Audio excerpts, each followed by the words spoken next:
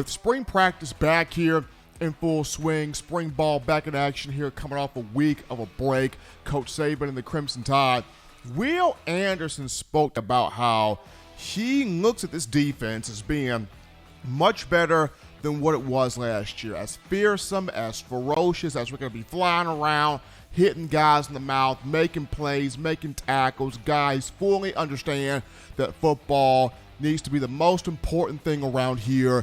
He sort of ironed out all the leaders here on this team back defensively. And just, for you, Pat, hearing Anderson speak today as a junior, we saw all of this past season his frustration early on in the campaign where there were some guys that took their role seriously, other guys didn't take them as seriously. They kind of had to grow into what they would be defensively. But just hearing Anderson speak today, so much vigor, so much passion, so much excitement about he knows, the team knows defensively what it could be in the upcoming season, starting off in spring ball. I mean, just you being there, Pat, could you feel the excitement off Anderson's voice, knowing that he knows this defense could be a whole lot better than what it was last year? Well, I think you always feel what Will Anderson is speaking about, because he's a very intense guy. I mean, just looking at last year after that Texas A&M loss, how distraught he was at that press conference. He wasn't even days after. He was not happy at all.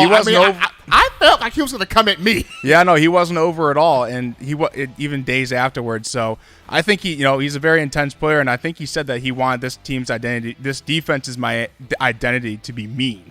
So I think whenever you go into a year, you think like playing with like reckless abandon, it was kind of anger, but at the same time, under control, which is what Will Anderson really plays like when he's out there. I think just embodying the identity of himself on this defense is it's pretty good.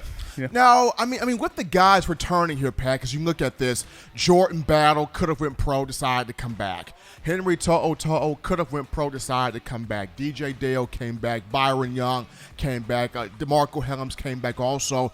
And when you have those guys back with other guys on this roster who have experience here on this defense, how mean can this group be? How elite can this group be? Because I know as fans, people have to say, well, I miss the Alabama defense that was shutting folks down, kicking butt, taking names, not letting teams score. And though Coach Saban has said, well, you can't really shut teams down nowadays. And though a lot of people have talked about this is a different age in college football, offenses are taking over. But in the minds of Crimson Tide fans, it's still, but could it still be a time where this Alabama defense can get some of that elite play and dominant play and ferocious play back in Tuscaloosa, just based off of hearing Will Anderson? Can this group be a nasty group? Well, I think they can. I mean, they're returning a lot of players from a year ago, and last year they were the 7th-ranked defense in the entire country. So, I mean, by the number standards, being a top 10 defense in all of college football, I think they were technically elite last year. I know they had some bumps in the road. I know people point to the second half of the Florida game, the A&M game. The Arkansas game wasn't great either. But, I mean, when you look at Alabama's defense down the stretch of last year, especially when it started in the Iron Bowl, I know the offense was the story of that game, how ugly it looked, but the defense really stepped up in a lot of moments. And a following game against Georgia as well. I think they really played well down the stretch.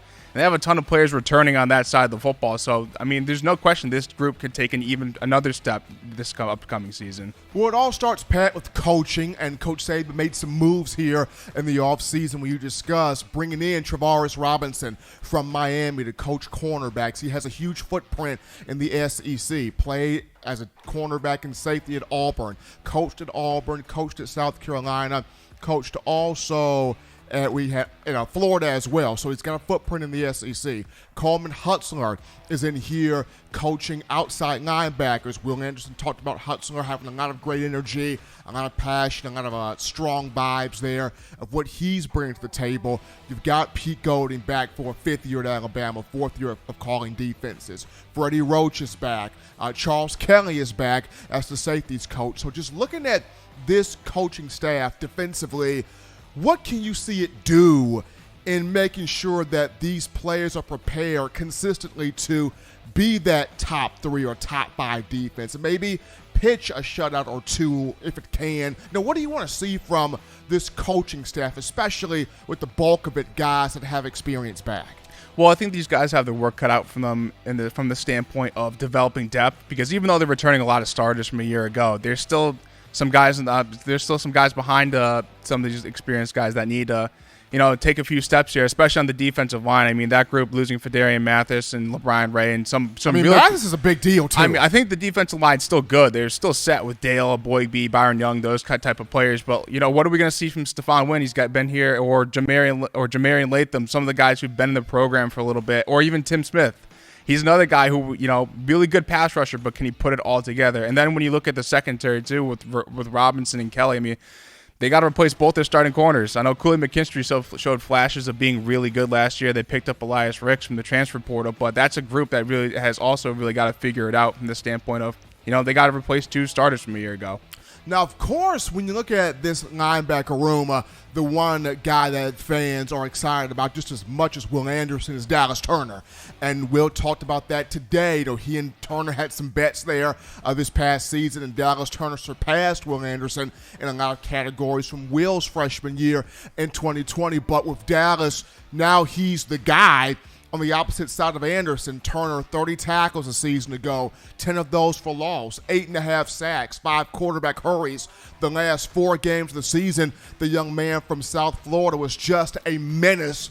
But the question becomes, how much damage can these 2 guys do together, especially now that we know that Dallas Turner is going to be a starter in the upcoming season, beginning with spring practice. It's just going to be fun to watch.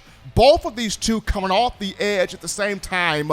How crazy can this really be? I mean, it could be insane. It could be the best pass rush duo of all of college football if Dallas Turner continues to progress like he did last season. I think it was like every game he got a little better, until he was really a force on the opposite side with Will Anderson. I mean, I think we saw it in the Cincinnati game, line them both on the same side. I mean, they could be a serious That was nightmare. Unholy.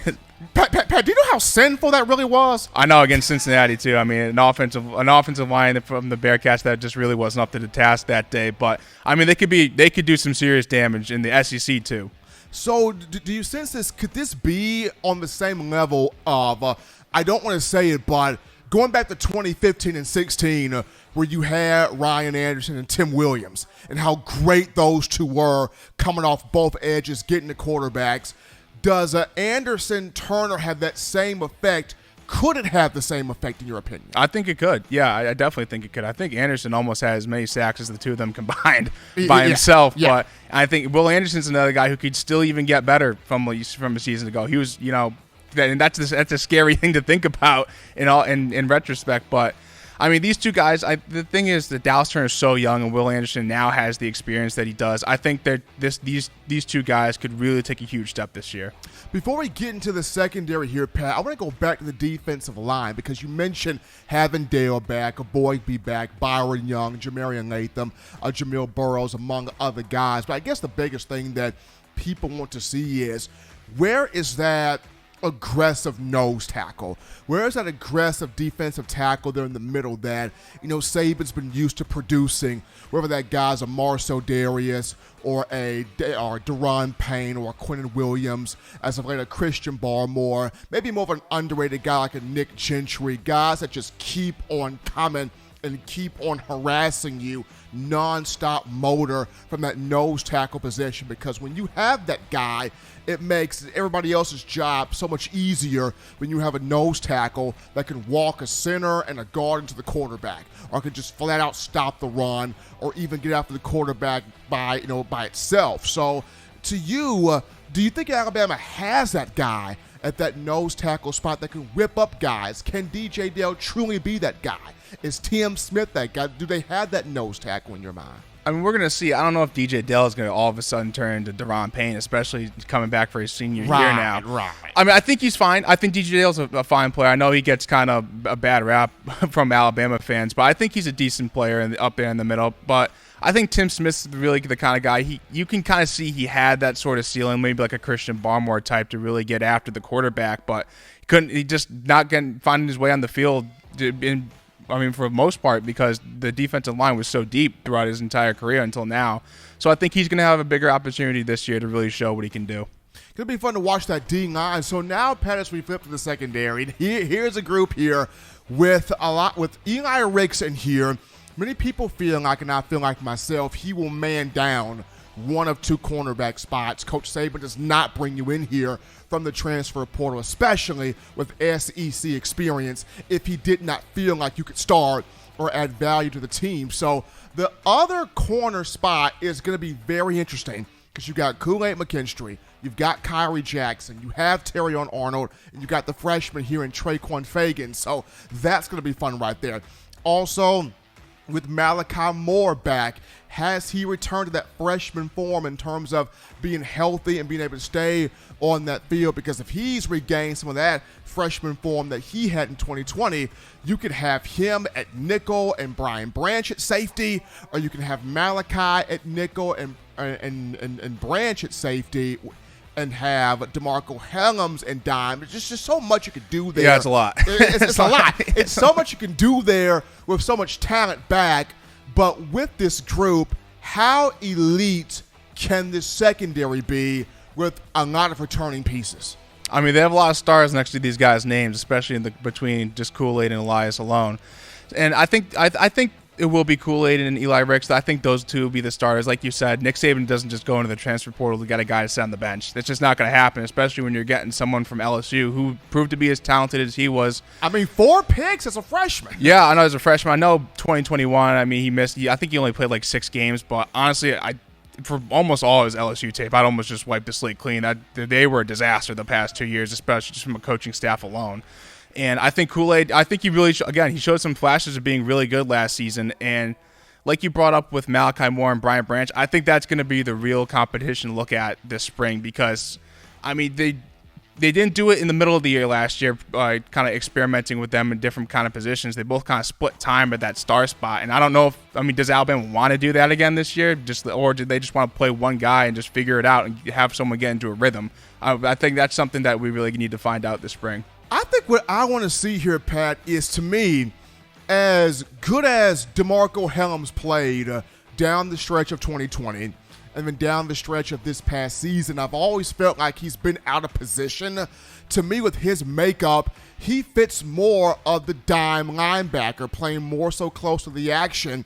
And when I look at a free safety type, I see more of Malachi Moore there or Brian Branch there. I think the biggest thing for fans is getting both on the field at the same time, because when they saw that in 2020, Branch and Moore seemed to play really well off of each other, especially when they're both on the field. So if Saban, Pete Golding, Travaris Robinson, Charles Kelly, if these 4 can find a situation where as coaches, if they can get Branch and Moore on the field at the same time and have them play well together and feed off of each other, I think fans would be really happy just to see that. Yeah, I think the other thing to keep in mind, too, is that DeMarco Helms, we're going to have a full year, healthy year from DeMarco Helms this upcoming season because he sprained that ankle early at the end of fall camp. He missed the Miami game, I believe. And then he just kind of bothered him the entire season. But he still put in some pretty solid games, even with the ankle sprain all year. But that's what I'm saying. I mean, could you imagine a healthy DeMarco Helms, dime linebacker, coming down, just laying folks out, and then you've got either a Malachi Moore at safety or Brian Branch at safety, just having them both on the field at the same time, just patrolling back there. The secondary could be really fun if all of these things fall into place. Yeah, I'm glad I'm not the one making these decisions because they're all tough. they are all something to deal with. But, folks, spring practice here back in full swing. Will Anderson spoke on the defense. He's excited about it. He's energized about it. We are as well.